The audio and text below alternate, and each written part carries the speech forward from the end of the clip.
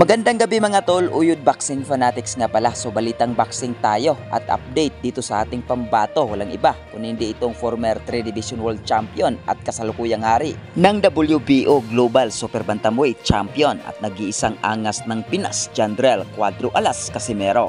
Una sa ating boxing news, Marlon Tapales ay malaki ang tiwala sa sarili na kayang talunin itong si The Monster of Japan na Oya Inoue.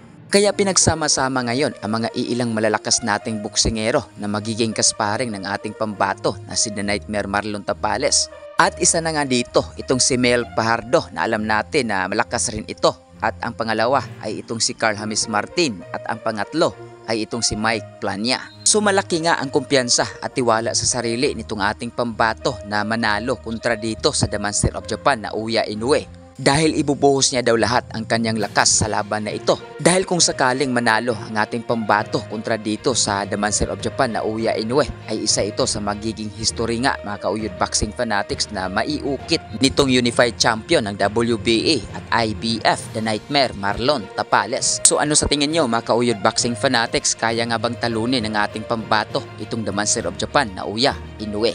At maibang dako tayo mga kauyod boxing fanatics, update dito sa nag-iisang angas ng Pinas, Jandrel Cuadro Alas Casimero. Ay tapos na nga ang meeting sa pagitan ng promoter ng ating pambato, Masayuki Ito, at itong kanyang manager na si Ikis Klimas at si Jose de la Cruz. So hinanda nga nila dito ang laban ng ating pambato sa buwan ng February sa susunod na taon.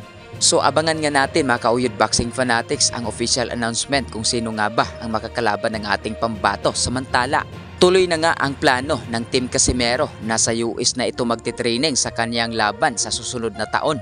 At isa nga ito sa pinaka-inaabangan ng lahat, ang training nga ng ating pambato dito sa bansang US. At base sa ating nakuhang source ay wala na daw magiging problema sa visa ng ating pambato. At ito rin kanyang kapatid at head coach na si Jason Casimero.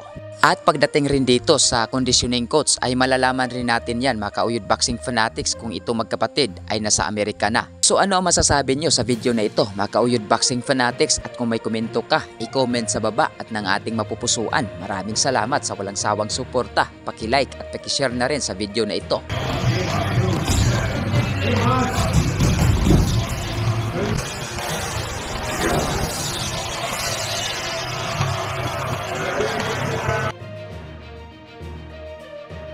Yo! Cuadro Alas 3-time world champion ng angas ng Pinas, Batang Ormoc, Jandrel Casimero. Guys, kung bago lang kayo sa YouTube channel na to, Uyod Boxing Fanatics, so ano pa hinintay nyo? Mag-subscribe na! Let's go!